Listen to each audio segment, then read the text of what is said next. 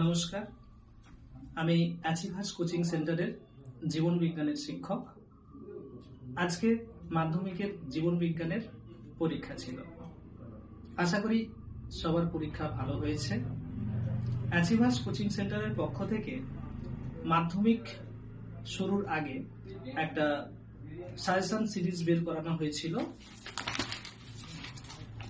Achievers exclusive মাধ্যমিক suggestion series 2024।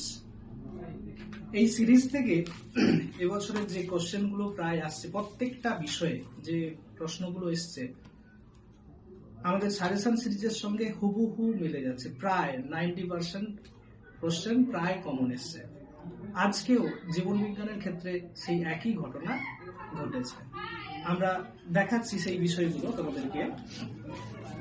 একদম last থেকে আমরা শুরু করছি, 4 দাগের কোশ্চেন থেকে আমরা শুরু করছি। 4 দাগের যে দুটো ছবি থেকেই আমরা শুরু করছি। দেখো, সাজেশন সিরিজে আমাদের কোশ্চেনে যেটা ছিল 4 দাগের নিউরনের ছবি এবং ক্রোমোজোমের ছবি, দুটো ছবি তোমাদের সাজেশন সিরিজে তোমরা পেয়ে যাচ্ছ 82 পেজের 2 এবং 3 দাগের কোশ্চেনে।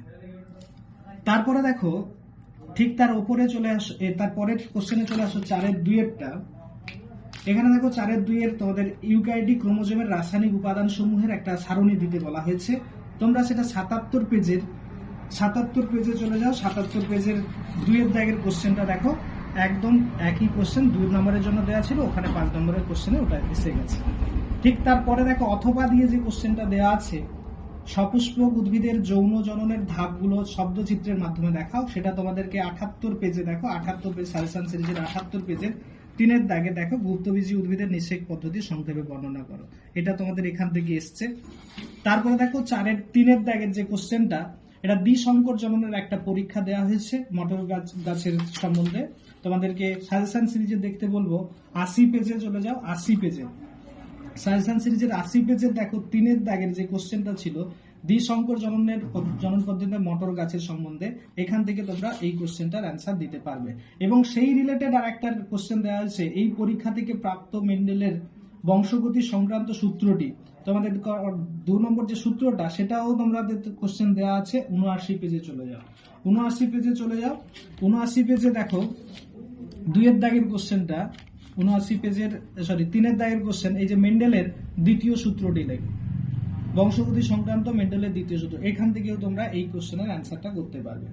তারপরে দেখো 4 দাগের যে 5 কোশ্চেনটা ছিল, দেখো ডারউইনের তত্ত্ব অনুসারে শব্দ দুটি ব্যাখ্যা করো। তোমরা এখানে এসছে, আমি দিয়েছিলাম এই কোশ্চেনটা, এখানে দেওয়া হয়েছে 80 পেজের 1 দাগে চলে আসো। 80 পেজের এখানে দেওয়া হয়েছে জৈব অভিব্যক্তি মতবাদ সম্পর্কে ডারউইনবাদ বিবৃতি করো।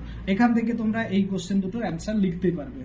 তারপরে চলে আসো সমসংস্থ এবং সমবৃত্তি অথবা দিয়ে যে কোশ্চেনটা আছে, অঙ্গের অভিব্যক্তিগত তাৎপর্য উদাহরণের সাহায্যে ব্যাখ্যা করো। এটা তোমাদেরকে আমি দিয়েছিলাম 80 পেজের 6 দাগের কোশ্চেনটা দেখো। 80 পেজের 6 দাগের কোশ্চেনে সমসংস্থ সমবৃত্তি অঙ্গের, এইখান থেকে তোমাদের কোশ্চেনটা এসছে। তারপরে চলে যাও 4 দাগের 5 কোশ্চেনটা হুবহু পড়ে গেছে একদম, দেখো 82 পেজে। 82 পেজে চলে যাও। 82 পেজের 4 দাগের এবং 5 দাগের কোশ্চেনটা দেখো, ক্রমবর্ধমান জনসংখ্যার সমস্যাগুলি আলোচনা করো। সেখানে এখানে দেওয়া আছে 3টে পয়েন্ট তোমাদেরকে তুলে দিয়েছে। তারপরের কোশ্চেনটা জীববৈচিত্র্যের হ্রাসের কারণও দেওয়া আছে। এই দুটো কোশ্চেন মিলিয়ে তোমাদেরকে এখানে 5 নম্বরের কোশ্চেন একটা করে দেওয়া হয়েছে। তাহলে তোমরা এই দুটো কোশ্চেন থেকে অবশ্যই এই দুটো লিখতে পারবে। তারপরে চলে যাও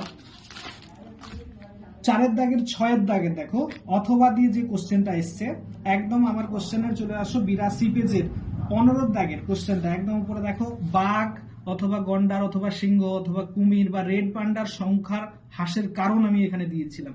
সেটা এখান থেকে দেখো 3টে কোশ্চেন এখান থেকে তোমরা পেয়ে গেছো। রয়্যাল বেঙ্গল টাইগার দিয়েছে, একশৃঙ্গ গন্ডার এবং সিংহ, তার বিপন্নতার কারণ এখান থেকে তোমাদের পেয়ে গেছো। এবং সেই সঙ্গে আর একটা রিলেটেড কোশ্চেন দিয়েছে, মানব স্বাস্থ্যের উপর বায়ু দূষণের 2টি প্রভাব। তোমরা এই কোশ্চেনটার অ্যান্সার পারবে 82 পেজের 1 দাগের কোশ্চেনে চলে আসো। 82 পেজের 1 দাগের কোশ্চেনে দেখো, বায়ু দূষণের ফলাফল তোমাদেরকে বলা হয়েছিল। এখান থেকে তোমরা এই কোশ্চেনের অ্যান্সারটা করতে পারবে। এরপরে চলে আসো একদম দেখো 2 দাগের একদম লাস্ট থেকে আমি শুরু করছি। 2 দাগের যে কোশ্চেন, 2 নম্বরের যে কোশ্চেন গুলো থাকে, 3-17 চলে আসো। 3-17 খাদ্যের সংকট এবং চোরাশিকার পূর্ব হিমালয় হটস্পটের একটা স্তন্যপায়ী প্রাণীর বিপন্নতার অন্যতম দুটি প্রধান কারণ লিখতে বলা হয়েছে। সেই কোশ্চেনটাই দেখো আমি ওই একই দাগে দেখাবো, ওই 82 পেজে দেখো 15 দাগের কোশ্চেন, ওখানে রেড পান্ডা ছিল, সেই রেড পান্ডার সংখ্যার হ্রাসের কারণ, এই অ্যান্সারটা তোমাকে এখানে লিখতে হবে।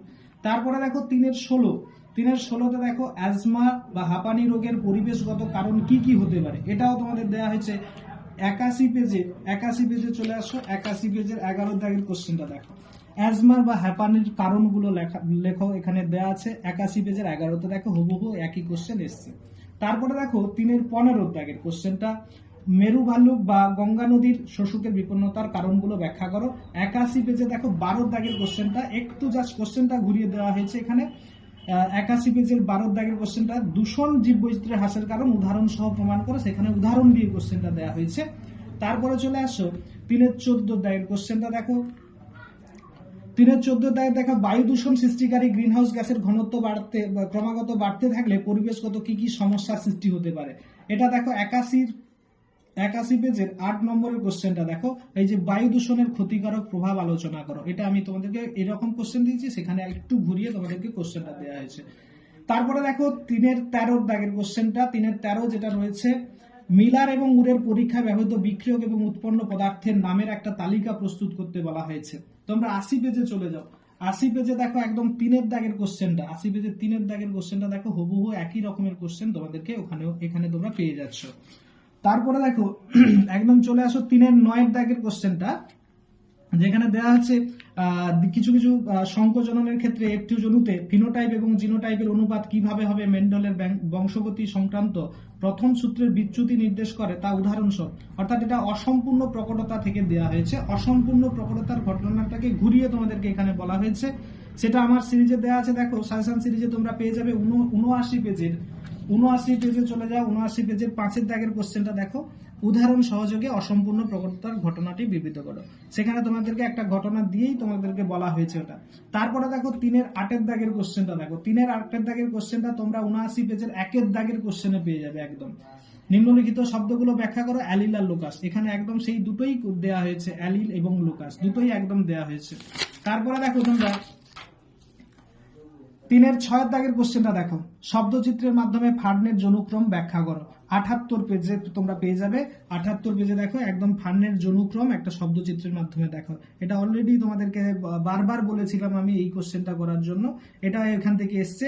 অতএব আমরা বলতে পারি এই মুহূর্তে মানে আমাদের ক্ষেত্রে প্রায় 90% কোশ্চেন কিন্তু কমন এসছে। তোমরা আশা করছি একদম সাজেশন সিরিজ যারা ফলো করছিলেন, আশা করি তারা 90% নাম্বার অবশ্যই ভালোভাবে পরীক্ষা দিয়ে এসছো, এটা আমি আশা রাখছি।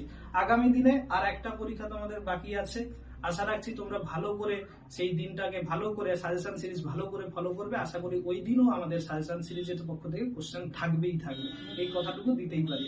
এই বলে আমি বক্তব্য শেষ করছি।